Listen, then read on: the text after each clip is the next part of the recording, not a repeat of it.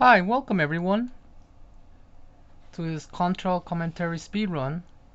I'll be your host, Rudy.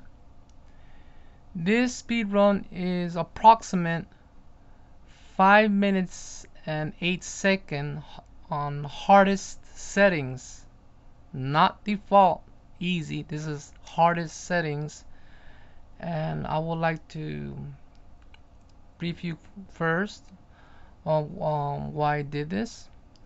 This originates based because I was looked as a leech, a leecher on Twin Galaxies because I grandfathered it.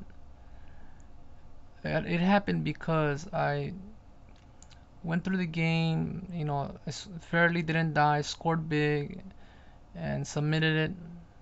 Got a world record, and someone else did the same thing. I'm not sure if they died or not. I don't remember watching the replay. They submitted it and did a world record, and I did it, and he did it, I did it, and he did it, and when so on like that. It got tiring.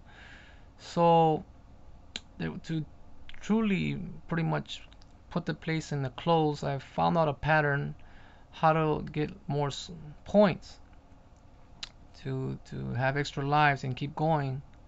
So I guess we'd call it a sweet spot to some people. I think it's known that way. I'm not sure. I think I heard of it somewhere, and pretty much did that and gained a lot of score, and I got grandfathered. Someone from MARP, which stands for Main Action Replay Page, a highly elite class of people that are. It's all based on MAME, which which by itself stands for Multiple Arcade Machine Emulator. They do replays from around the world on it, people, and to that, they upload it to that page. The people that are in charge of their, say the administrators, evaluate if it's legit or not, the rules and set. They have their own guidelines and everything, which is fair and correct. Twin Galaxies also, they have their own. And if you were to tell me who are the best from the two, I would say they're just two different leagues. Twin Galaxies has veteran arcade gamers, which are the original vets of the arcades, which is I will say the true masters, because they submit scores based on the actual arcades. And the emulator version of MARPs, I would say seasoned veterans, or elites they play on all the time, and they don't need the actual arcade. So I would say both of the parties are exceptional, so they can't really judge and say which is better.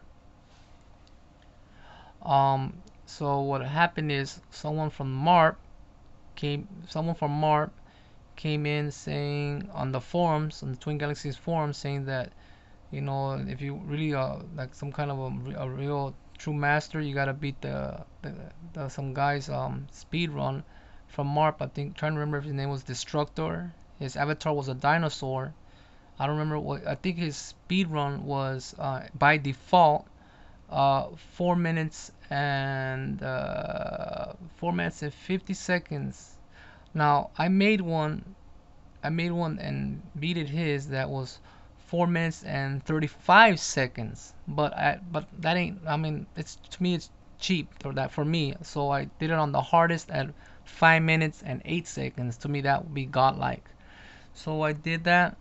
Destructor saw it. He liked it. He pretty much like saluted me. Respectfully he came forward. In a way to congrat me, while my other fellow Twin Galaxies friends, I guess I'm not sure they were friends. Just say people there that maybe some were my friends, and I'm lying. Some were my friends. Some were just fellow gamers. They didn't give me the props for working so hard on the speedrun. It took me about 2 days to do, and well, it was approving it, and here it is to show you. So let's get started. I'll be telling you throughout different things of the game, my opinions are based on it and stuff like that. So let's start now. And we're in the test screen. It's gonna show a grid screen. You know, that's for the original arcade. You had to align it, you know, to have your, you know, nice and straight. You know, I would say like the ratio of the MAME, I guess it had like these little pods that you, vertical and horizontal pods, I guess, to align it or something like that. Now I got in the laser because the laser is the quickest way to kill enemies and bosses.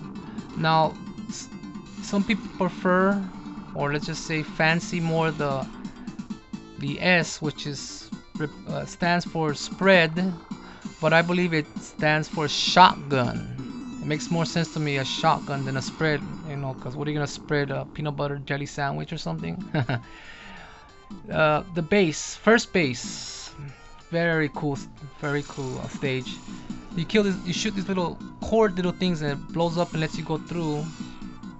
I guess it just blows up whatever around the enemies on it, and it, you know, I thought it would blow up the wall or something, but it doesn't blow up the wall, not on these one particularly. The top left is the map where you should go, right for left to right, gives you an indication. That's a core, that bigger looking one.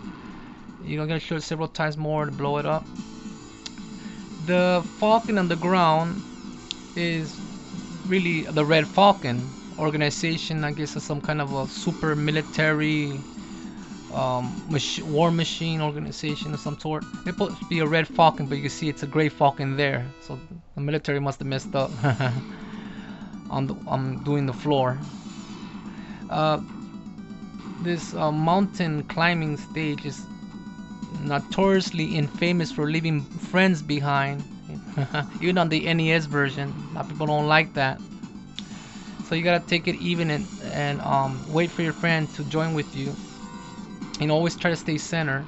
That's the best thing to do. You know, don't go out of pace. You know, go in sync with the buddy, knowing what to do. In a speed run, it could get a little confusing, but once you trust your buddy and know his pattern, you'll go through okay. Now those lasers, those laser fence, when you touch it, it stuns you about a second and a half or a second or so, and it won't hurt you, but when it stuns you, the enemy can shoot you or some other things will blast at you, or a grenade, or, you know, that look like German grenades to me, will hit you. So you may want to stay away from that. The little squares, you know, just little obstacles, just making it harder for you to hit the core, shoot the core. Here comes the boss. Okay, you shoot the little things before you could call off the boss. Now, these may be elements from another game. That could be, maybe guessing from Life Force, maybe the little, you know, the little dotty things that are coming out or something. I'm not sure if the head made where it come from, but everyone knows it. That different games from the same company they mix them up a little bit, like different elements of it. The snow stage. Well, this was pretty fun. Everyone pretty much remembers this one a lot, I will say, because of that vehicle with the spikes. That's pretty epic. I mean, that's an epic, like, I won't say it's a boss, it's more of a mini boss, which I remember so much based over that, which is gonna come out next. See that? Yeah, that spiky car thingy is very, very, how do you say, famously known in the snow stage. Here coming up is a kind of a football player boss, pretty large. Mini bosses, sorry. This I will believe in the Nintendo version will be the hangar where the flames and all that comes out. Oh, and by the way, the claw, I may be wrong, but the flame, no, the flame may be from a different part of the Nintendo section. Well, you know what I'm saying, right? So this is the claw part, and there is no claws, of course, because that's only in the Nintendo. But those things are supposed to be claws. Well, there's little claws there, but they don't work. They only activate a Nintendo one. I'm just livening up the mood for it, you know. Don't wanna pretend like it has more elements. The little carts, they're pretty cool. What's gonna be coming up next is some alien head which is a big someone from Konami loved Aliens obviously and copied it, you know, put it in the game and made the head all epic like from the movie Aliens and the little alien thingies shooting the head, you know, that remember that tongue thing from Alien, and you hit all these little shoot all these little elements. I noticed there's a lot, they use a lot of darts, like little dot things and stuff in Konami, you know, like for shooting and all that, you know, like the spray gun and all that. Very interesting. You know, why they use little circular dot things. The heart. Ah, yes. Now you remember from Life Force, right? You know, the organ parts that you know you shoot inside and stuff. There you see. That's from Life Force, and that where does it come from? Konami. Oh, the Nintendo version of the Japanese Famicom. When you blow up the heart, it will show the helicopter waiting for you outside. You hop in and then it flies up, and then you take off and the island explodes, which is pretty cool. Too bad in the American version they didn't put that. Well, the North American great cart. Konami is known to reward you if you beat the game in the hardest mode, give you better endings. That's actually no fact. You know, just remember, you know, to those who don't know. And in the arcade version of Capcom, if you beat an arcade game without dying, like with one credit, like on Final Fight, you get to see the ending, the credits. And if you beat it, let's say like Street Fighter 2, the World Warrior, without losing a round, you get to see the credits faces. Maybe they copied it from this game, you know, the little face characters. Who knows? Just or from the Final Fight they copied. I'm not sure which one came to, but it came from Capcom. Maybe copied Konami. Well, thanks for watching my speedrun Contra commentary, and take care everyone. God bless.